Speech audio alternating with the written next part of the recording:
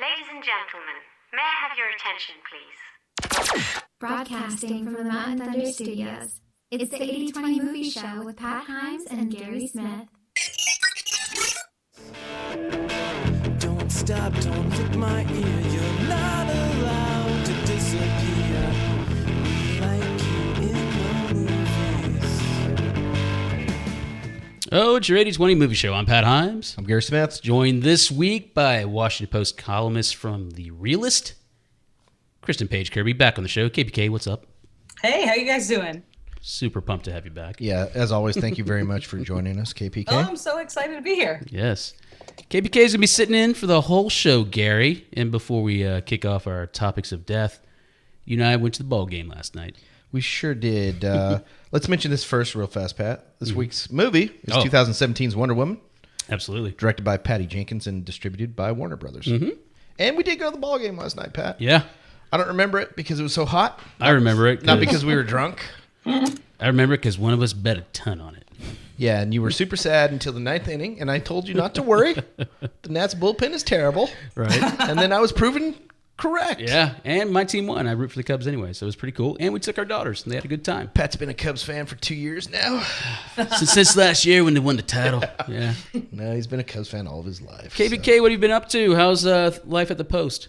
Life is great. You know, it's been interesting. There have been lots of interesting letters been sent, recently, and sometimes interesting people out front of the office on the sidewalk. But you know, who needs a boring job? You should see people outside my neighborhood when we're recording this show. Yeah. Yeah. Or Do outside they have the door. signs? 'Cause there are a lot of signs. Said quit talking about DC Comics. That's what they tell me all the time. Shut up about Colorado, Gary. Oh, that's you. Oh, sorry. That is me. Yeah. All right, first story courtesy of MovieWeb.com. Gary, I put this in here. We talked about this last week. They're saying the star of the new Han Solo movie is responsible for getting the directors fired. Gary, we find that hard to believe. We think what happened is they took a look at the rough cut and like, these guys made the Lego movie, and they're not doing what the producer tells them. First of all, on the right there, briefly, I thought that was Seth MacFarlane. It kind of looks like him. Yeah. Which would have been great. That would have been perfect casting. Yeah. But Pat, I think what happens is these guys are sort of, if I recall, they weren't always directors, right? They came from a different industry or something. They're very independent. And I think you get into the Star Wars franchise and they're like, hey, I think we know what we're doing here. You either you're gonna bend to our will, or we're gonna get rid of you even there's 6 weeks left in the shooting. And I think that's what happened. It was a power play or a power struggle, and the directors got it. I think Kathleen Kennedy said this is not how I wanted the movie made. What do you think, KPK? Well, I mean, I have a lot of opinions. So, I mean, these guys have 4 movies between them. 2 of them are animated. The other 2 are 21 and 22 Jump Street. Great movies. Master. Right, yeah. Masters. I mean, they're great movies. Why are you praying to Korean Jesus? Yeah. Right. But you hire these guys and then you act surprised that they go with like a zany kind of improv way of doing stuff. And so to me it's kind of like, well, what did you expect exactly? Yeah. But beyond that, the whole thing with the lead actor causing them to be fired, I don't think that's a thing. He may have expressed concerns. Those concerns were brought up to the higher ups, but an actor can't have a director fired, especially not a young actor like we have here. Right. Is to this me, I his think first it was movie? just a complete mismatch in terms of who they hired to do the movie. I don't think it's his first movie, but I think it's his first major role. And I think what happened is he voiced some concerns to someone else, and they went and tattled to Kathleen Kennedy. Which is exactly how you do things as an actor. Like, you can't tattle to the director because he's your boss. Yeah. You just let it go out. He told R2-D2. Yeah, R2-D2 went over there. Gary and I were joking. We were taping the Middle 60 before this. We said, what if it's revealed R2-D2 is the one behind the new all the new Star Wars? He's the evil stuff. behind everything in the universe. That'd be great. That'd be great. And then I said... a well-placed USB drive can work miracles. Exactly. So. And I said I wouldn't mind seeing R2-D2 get killed off. Yeah. So. We did utter those. Yeah. It was either going to be Chewbacca or R2-D2. So yeah. So we have a couple comments. Pat Mike Tobin says 21st century direction Hollywood doesn't want, which like everything that we've been saying is these guys are sort of they do their own thing, and they have a very distinct profile. And for one, find them very refreshing. Really love the Lego Movie. So Yeah. All right. Next story, courtesy of the Hollywood Reporter, Gary. Hollywood conducting first independent audit of China's box office. We talk about this a little bit off and on for the last month or so. These movies that are bombing in the States, they're making the money overseas, especially in the Asian market. yeah, and it's so. I know this has a little bit to do with some of the negotiations they're getting ready to do, but to me it's sort of interesting because it seems like everybody tiptoes and steps on eggshells not to upset the Chinese market. But now we're doing this audit. So are they doing an audit to sort of, to get a little more serious about this? Or, is this, they had to do contractually, they had to do this because the contract they're working up, I think they're getting ready to end their 5-year term or something, and they've got to get new terms. I think it's the former. You want to know what's driving your financials. You just want to learn more about the market. But everybody's so cautious about the Chinese market now. It's like, we've got to do basically, things. we're all being monitored at this point because true. we brought it up. That's true. There you go. That's true. Thanks for pointing it out to us. So we know what KPK thinks. Yeah. What do you think weird. about what do you think about the overseas market carrying the United States film industry? I mean, look, if I thought that it was going to be a fair audit of the overseas market, specifically the Chinese market, I'd be all in favor of it. But you guys know that I don't hold that much stock in terms of box office numbers. For me, a movie that makes a ton of money in the box office is great because it can then fund another movie that is good. So, and again, dealing with economics is so way above my pay grade at this point. But, if it's an honest audit, great. Do I think it's going to be an honest audit? An honest audit? Good Lord, that's a tongue twister. Well, I don't know. Yeah, definitely. I guess we'll see. Let's see what happens in a couple weeks. They'll be, if we see something like, oh, the Chinese books look great, then is the fix in, Pat? It might be.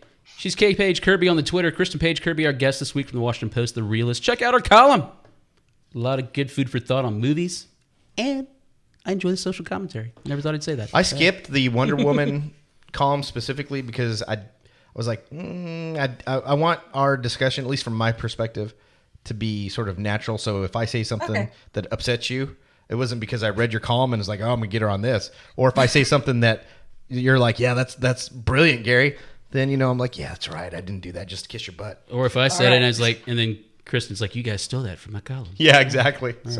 Gary, last story here. I think what we do next year is Be Kind Rewind Awards, and hopefully KBK will come back for that. I'm already buttering you up.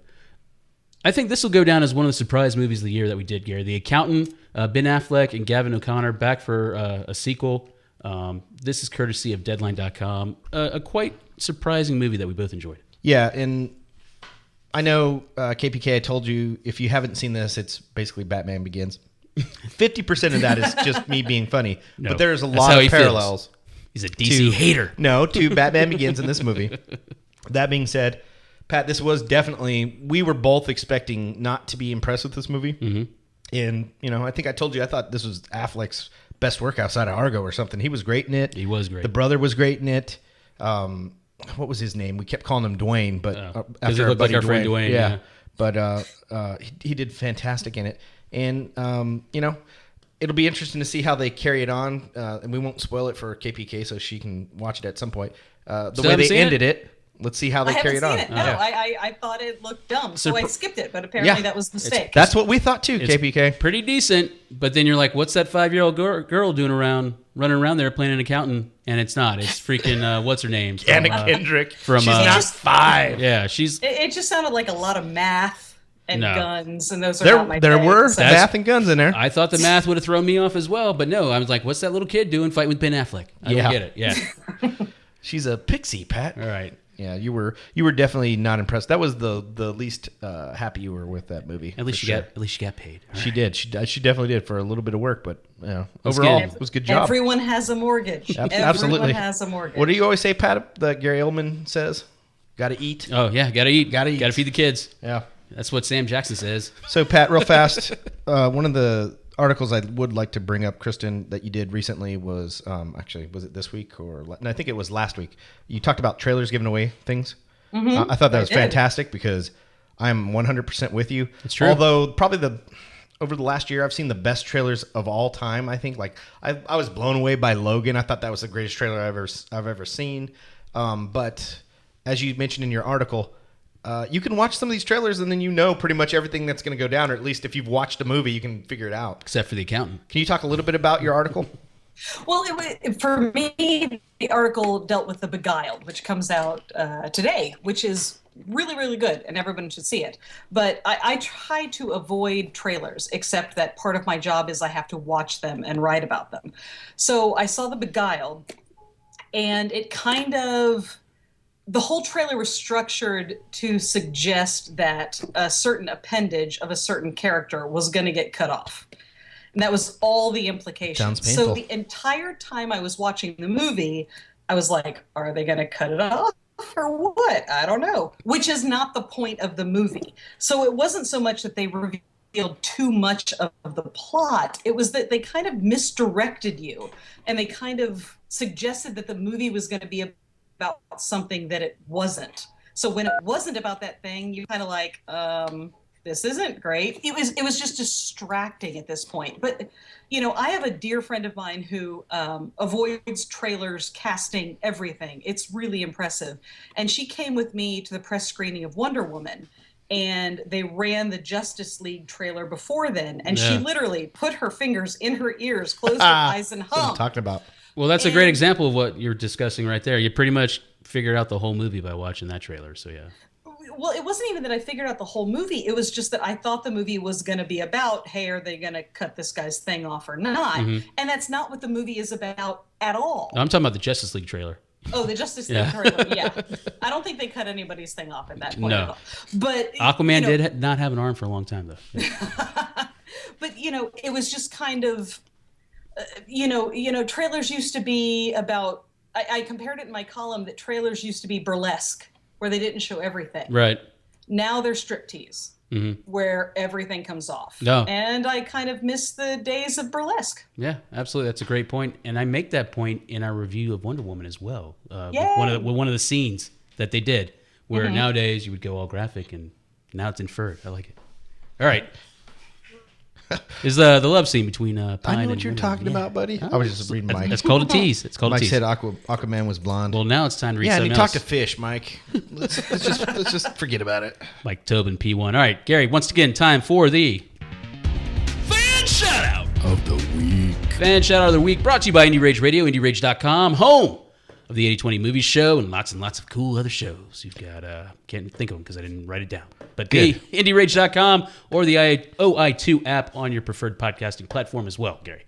This week, Pat from BS, that's capital B, capital S. Actually, I believe this poster does some YouTube commenting for us as well. Sent us an email, asked where the vids were. I believe this person means the videos. On our YouTube channel. Yeah. So we're pretty selective on what we put on there. When we have a super major guest like KPK on, you'll get a video. But normally, or we do an interview like 2 weeks ago, Josiah Johnson from Legends of Chamberlain Heights, name dropping. But normally it's just a wrap-up 5-minute segment summation of that week's show because we want you to download. We want you to listen. We want you to go to IndieRageRadio.com. We want you to hear the show in its pure format, and we want you to listen on Friday nights, especially the middle 60, for those 2 segments that you don't get on the podcast, Gary. Mike Tobin also wants to know about the Jumanji trailer. I haven't seen it yet. I avoid pretty much all Jumanji-related material. Have you guys seen the Jumanji trailer? I have, yes. How is it? It's a trailer of a movie. So it's going to be as good as the movie, you say? I mean, it's a movie. I don't know. I mean, Mike says it gave away a major portion of the movie.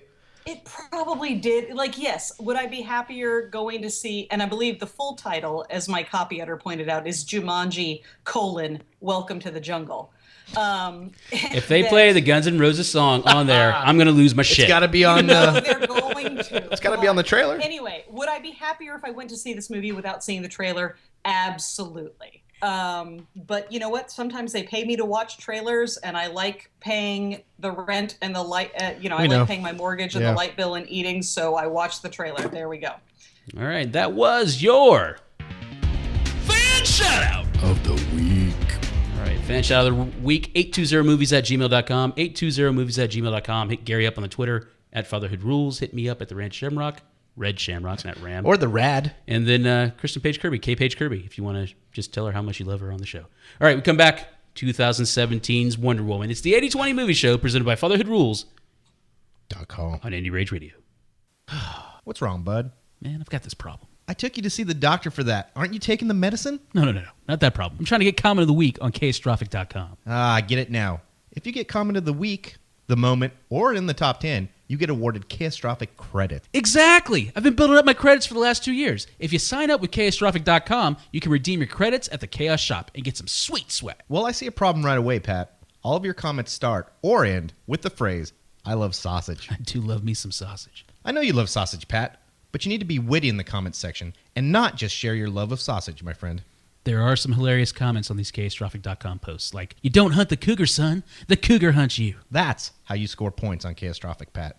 Be topical, be funny, and stop talking about sausage. Visit Catastrophic.com today, sign up, and start earning credits. Then come and view my comments every day. Gary, what about this one? Catastrophic.com is home to high-octane internet chaos served daily, always with a heaping side of sausage. Great. Now I want sausage. Catastrophic.com. Pat Himes, Gary Smith, The 80/20 Movie Show.